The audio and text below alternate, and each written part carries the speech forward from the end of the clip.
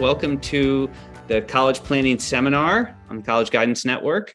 Tonight, we're going to be talking about essays and supplements, and I am joined by the illustrious Whitney Soule from the University of Pennsylvania. Whitney, welcome. Thanks for being here. Thank you.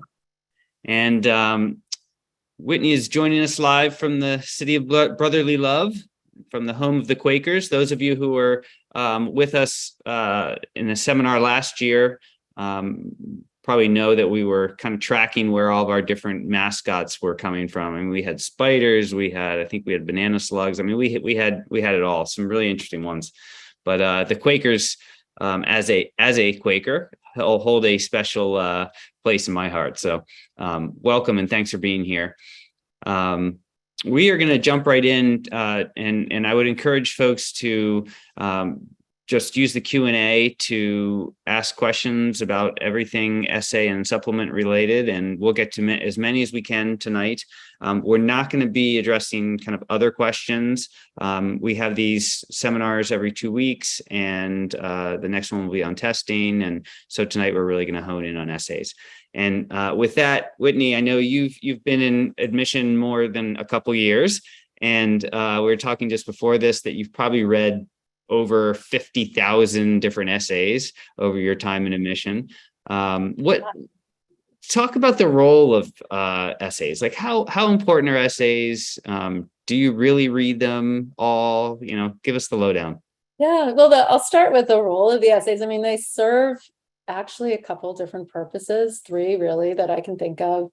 One is you're going to write a lot in college, and no matter what your major is, you're going to be expressing what you're learning through writing. And so part of that college application process is answering a question with your writing, which is a way for those of us who are reading applications to see how you organize your ideas and string those ideas together in a way that sort of introduces what it is you want us to know and how you explain it, and then sort of how you conclude it for us, because those are really primary components of how you'll be doing a lot of your work in college. So it serves that function. And then there's also the function of everybody's going to answer the questions that are asked differently, because you're all individuals. There's no way for you all to have the same answer. Even if we asked you to have the same opinion on a topic, you would all have a different way of describing that opinion to answer the question. So the beauty in this is that it is naturally very individual and is a really wonderful opportunity for you to express yourself around a topic we've asked you to think about in a way that you would naturally express yourself, because that's who's going to show up on our campuses. And so part of reading the applications is certainly understanding your academic background, what your academic aspirations are.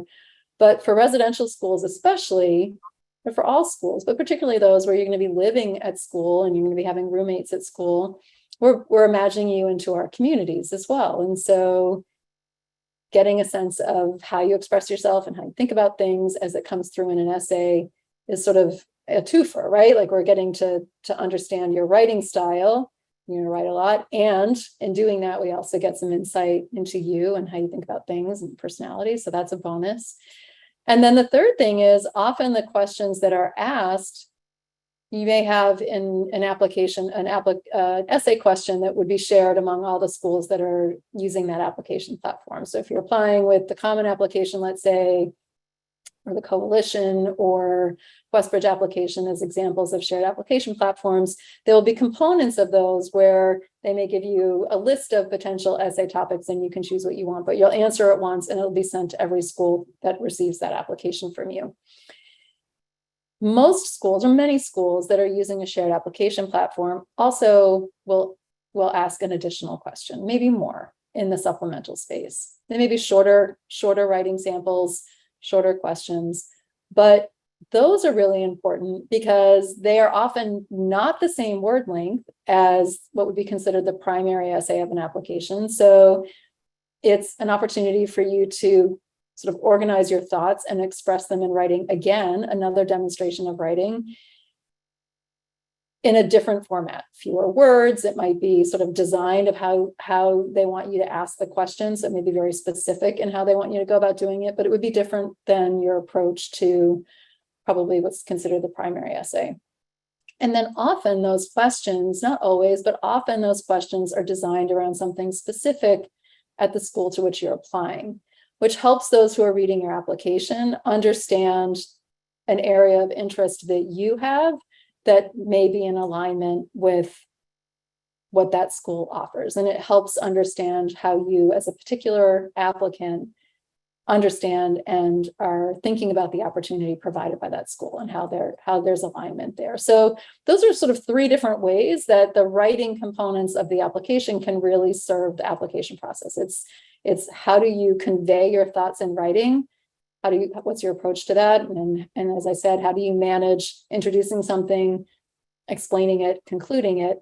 How do you do that in different writing formats? If you're applying to a school that has the supplemental questions, there's another opportunity there. Some insight into you and what you think about and how you express yourself. And then third, if there's an opportunity in those supplemental questions or even in the essay itself, may directly align with something about that school, which helps those who are reading your application understand that connection. So there are three pretty good ways of using the writing. Well, and thank you for all that. And I mean, that's also, it's a good indicator, especially with the supplements, of what the school values, right? And I mean, for example, right, University of Pennsylvania added the question about gratitude this year. And can you talk a little bit about why you chose that question and how people might approach it? And while you're thinking of the answer, I'll just encourage people to go in the Q&A and share any questions you have. There's some that came in during registration, but if you have other things that you want us to address, let us know. Yeah, that's a great idea, Brennan, because I'd love to tell you about our supplemental question and how it came to be, because not only do I get to tell you about ours, but it does give you some insight into the kind of thought that goes into the purpose of the questions that you're asked to answer.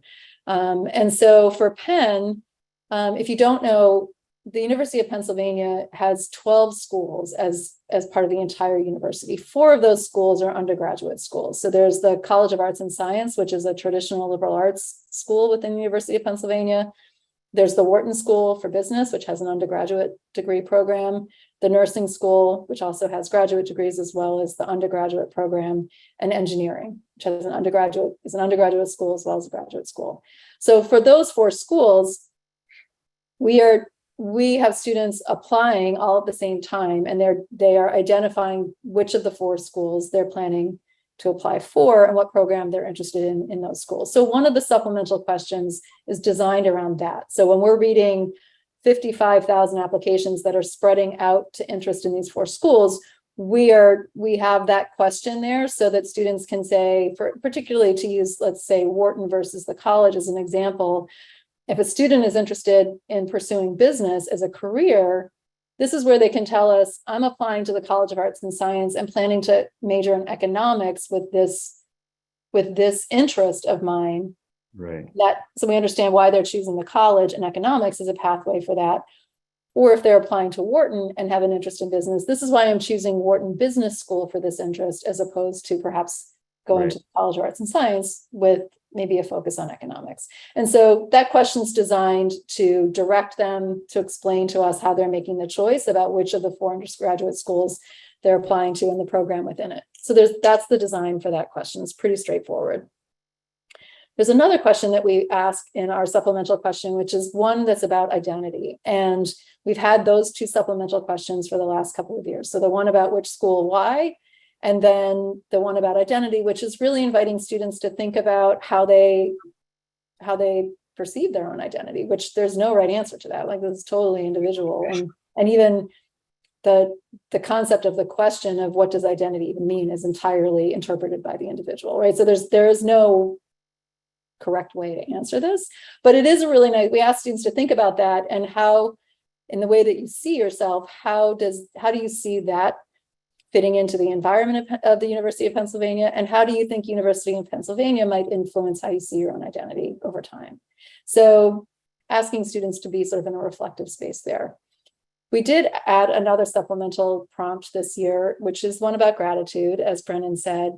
And it was initially designed because we realized that in the way that we've put this application together with, let's say, the common application, its primary essay, and then these two other supplemental questions, both with a purpose, that all of that was asking students to tell us particularly about themselves, something that they think about for themselves, something that they want to do. So it was a lot of, I have done this, I have an interest in this, I aspire to do this, I want this, all of which is really good. And we really appreciate all of that. But we talk about them when I was saying, we're building communities, we're talking about students in addition to all of that. What would they be like as a roommate? What would they be like as a friend? How would they collaborate on a lab or in a club? And so where are we looking for some of that information? And we realized that we should ask the students something that gives us some insight into that instead of trying to just draw it out from all these other places. So we thought if we ask a student to let us know something about which they're grateful, that would help us see, like, who else do they notice in their lives, or how do they recognize these other experiences that bring them joy? That's how the question started. The question then turned into, actually, instead of tell us about something for which you're grateful, it was, please write a thank you note to someone that you've not yet acknowledged but would really like to thank. And it's short, it's up to 200 words. And we designed it that way because as we were working through this, we learned from some scholars at Penn who are experts in this, that actually expressing gratitude, the act of saying thank you, as opposed to I'm grateful for, which is also a good thing, but saying thank you to the person, even if it's writing it down, actually brings up really good feelings. There's something that physiologically changes when people are in the act of expressing gratitude. So we're thinking, wow, like there's a way that we could get this insight that we're thinking about, and students could feel good doing it if we design the question this way. Right. And so that's how much thought went into adding the question. We shortened the word limits for the other two questions so that we weren't asking really for an additional amount of work. We sort of kept the total amount of writing a student might do the same and broke it up. And then we reordered the questions. So it used to be first, why this school, why this program at Penn? Then it was about the student's individual identity. We've reordered it to start with the thank you. So it feels good when you're in this part of the application. Then they move next to this question about their own identity, and last, sort of the very straightforward, this is what I'm thinking about at Penn. So I mean, I went into a lot of detail about Penn, but we're not the only office that's thinking really critically around what's the purpose of these questions that we're asking? What do we want the students to experience when they answer them, and how will we get what we need out of them? Right. And it's not just we want them to do more work in the application, right? I mean, Right. And I think there's a question that came in about kind of a related issue, which is students who have received a lot of coaching, right? Like they've had editors and consultants and paid tutors and things like that. How do you discern, how do you tell the difference between those essays and ones that students really wrote for themselves? Do you have a sense for that? Yeah, I mean, I'm sure there are times we don't discern. So I would be lying if I said, we can always tell. Sometimes we can't. But the thing that I think is really important for students to hear, and also those who support students and feel really compelled to get invested in helping with the writing, because, I'm a parent of kids who went through the process, and I definitely had a lot of urges to get involved and, really wanted to see my children write their best essays, which was really from, my point of view of what a best essay would look like as an adult who has read 50,000 essays, right? And it took a lot of discipline to sit on the side. It was really, really hard to do that. So I absolutely respect the urge and the reasoning for adults who care about the applicants to really get involved and try to help them make it as good as it can be.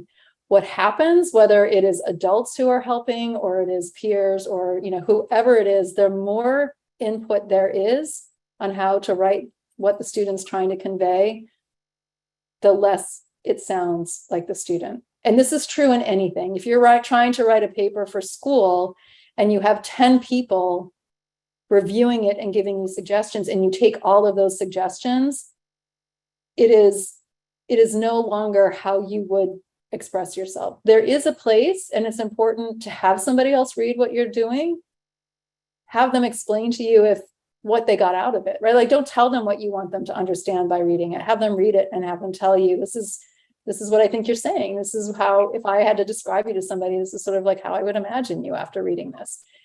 And let them tell you what they got out of it. And then you can say, that's exactly what I wanted. Yeah, and then at that point, the only thing to worry about is like, do I have, misspellings? I might got some punctuation problems that I can tidy up. If they tell you this is what I got, and you're like, that is not it, then this is a really good conversation to have with that person. Why not? Like, why doesn't this, what I wanted it to say was this, why doesn't it sound like that? That's really good feedback for the student who's doing the writing to take back to the writing, for the student to figure out, how do I convey what I missed here? Like, how do I change my writing to get it there? yeah. And it's really hard for adults to stay out of it because we care so much about our students wanting to do well and super polished, but too much intervention actually sanitizes. It can be lovely writing, Right. but it sanitizes that aspect of the writing that I was telling you about in the very beginning. Part of this is like trying to understand you, like, how do you express yourself? And it's not really you expressing yourself. It doesn't connect with the person reading. It just doesn't. And I often think, I actually suggest to students that they give it to someone who doesn't know them, right? Like, give the essay to your parent or grandparent or somebody, and have them give it to somebody, a friend of theirs that's never met you, and have them read it and then describe you in a couple adjectives or tell you what they know about you now. And if it's spot on, then you've accomplished what you're set out to do. Yeah. One other thing I'll say that I notice, and Brennan, I think you spend a lot more time talking with students about building their essays than I do. I spend more time reading them all on the receiving side. But I do think in students that I've talked with about this, that sometimes where the advice of a reader can be really helpful is that, I know this is true for my own self when I do writing, that I'll write a phrase that I love, right? Or a point that I really want to make, that might even be the thing that helped me start the writing. But as the writing happens, it doesn't quite fit there anymore, but I don't want to give it up because I love it so much. I like the turn of phrase. I like the point. It was what started it. Like, how do I get rid of that now? But realizing that like the process of the writing can take you to a better place than where you started. And that sometimes the phrase you love or the word you love is getting somebody stuck when they're reading it. And when you get feedback like that, like, this piece doesn't really fit here. And you're like, but it's got to, because it's my favorite. Right. Well, like, that's a good thing to stop and consider. And I think likewise, in my writing, I end up kind of writing my way into a piece.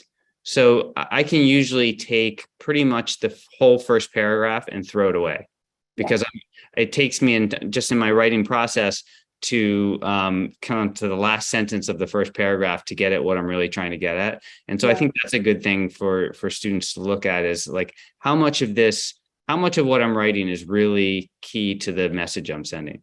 A couple other questions that came in during the registration. One is kind of about cliche topics. Are there topics that should be avoided that you see, or you and your colleagues see, and you kind of just roll your eyes and you're like, oh, here we go again? Well, there are topics that come up a lot because they're very common experiences for students who are of the age to be applying to college. So,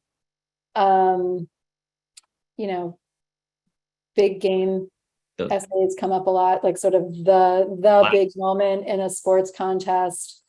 Driving tests come up a lot. I'm failing to think of, the service essay that, camp counseling, being camp counselor. I mean, because, being a camp counselor, like, you get challenged in a lot of ways being a camp counselor. Like, a lot happens when you're a camp counselor. So I think what I would say is none of these topics are off limits, right? Anything that is an experience of yours that you think, you're inspired by the question that you're answering, and what comes to mind is one of these experiences, like in the neighborhood of what I just described, doesn't take it off limits. I think what you need to remember is being a camp counselor, taking a driving test, if you're an athlete, being in a really important contest, win or lose, those are experiences a lot of people have in the experience of being tested somehow, right? So the container for that experience is shared by a lot of people. The individual experience is still yours alone. So if you're going to go for something like that, then I think you want to make sure that you're not describing the challenges of being a camp counselor or what's on the line in a big contest. That you need to address it and set it up, but that's not your whole story. Your story is like, what does it feel like to be in that? And the question is, could anybody else write this essay? Exactly. Right. Yeah. I mean, I remember reading an essay. I remember opening an essay a number of years ago that was about rowing. And as I opened it, and it sort of like set the stage for this was a really big race. And I was like, okay, it's like, a race essay. I swear I was like so anxious by the end of the essay of like how it was going to end. Like I was very stressed out for the writer. I was like, oh my gosh, I don't know. Like this is intense, right? Because the writer took me to the experience rather than describing the experience, right? Like pulled right into like, this is what was happening. Like this was my experience at this moment, in this moment, in this moment. And so like, I'm following along. I'm like, oh, this is yeah, that's great. And to be honest now, like, even though I remember that essay, I do not remember whether they won or lost. I just remember the feling of reading that essay. Or when you say won or lost, you mean the race, not admission, right? Right, the race. Another question came in about the initial question I asked about, do you read all the essays? And, or do you just read some of them that of the students are kind of on the cusp of admission? We read the essays because we ask the questions that we ask because they're meaningful in helping us move through a review of a student that is, to be honest, it's necessarily incomplete, right? There's no way that a college application, no matter how we design it, or what you write about, or what your recommenders say, or what activities you list, is the full presentation of who you are. None of us can be fully captured like that.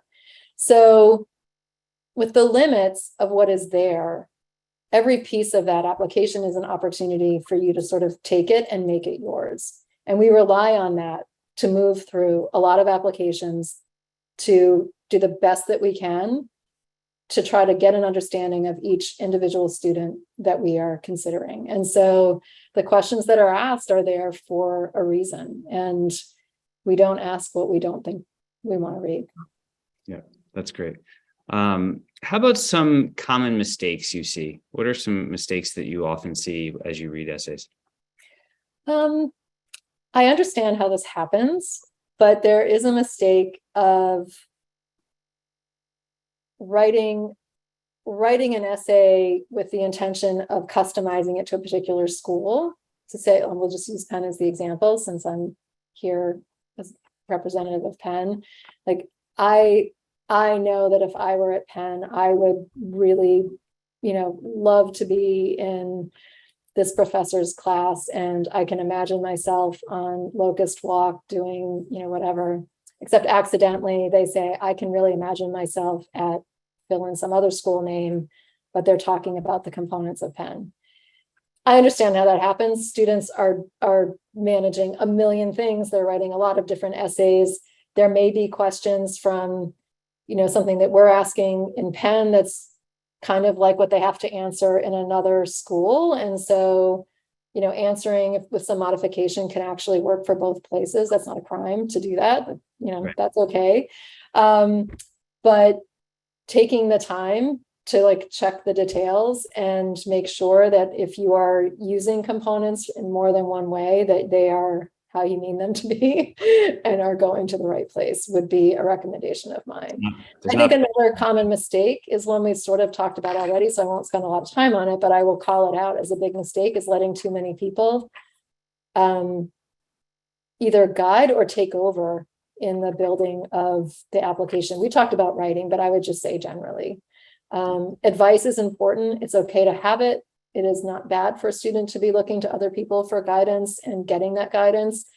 But, and it's a lot to ask of a young person to push back on adults who mean really well and really want to help. But the result is still a mistake if the student is sort of edited out of how they want to present themselves because of other people's help. Yeah, that's a great point. There's a question here about how much of the Common App essay has to focus on what I do in college or beyond, or can it be more reflective and backward facing? Yeah, that's a good question. And I think, I think right now there are 7, maybe 8 prompts for the Common Application essay. So there's a lot of different options to choose there that may guide you one way or the other. Is it naturally forward looking? Is it naturally sort of a reflective rear view stance to do the writing? I would say that again, this is a big ask, right? That I know students feel a lot of pressure. They want this to be the right approach. But if there's any opportunity to sort of take a breath, read the questions and be like, I like that one. And to go first for like, what came to mind? And you're like, I like that one. And if you're like, I like this one, I also really like this one, then play with that. And don't limit yourself for, do I have to talk about the future? Do I have to talk about the future at Penn? I mean, we have a supplemental question that's definitely like, please tell us why you're interested in Penn, right? For the Common Application, I would really encourage the students who are writing and those who are helping guide them to draw back from that instinct to sort of go first to what is it that they want me to do here, and focus on why did I like that question and what do I want to say about it? Because that really is what we're trying to get out of the writing. And if it inspires you to think about something that happened and you've reflected on it, you want to describe it to us, then that's probably the right approach. Unless it's explicitly asking you to go forward and you go backward, you would need to have a pretty good explanation in your essay. Like, I hear what you're saying, but I'm going this way. But it's a great question because it gives me the opportunity to say, first, start with what it is you want to say and see where it takes you and if that feels okay.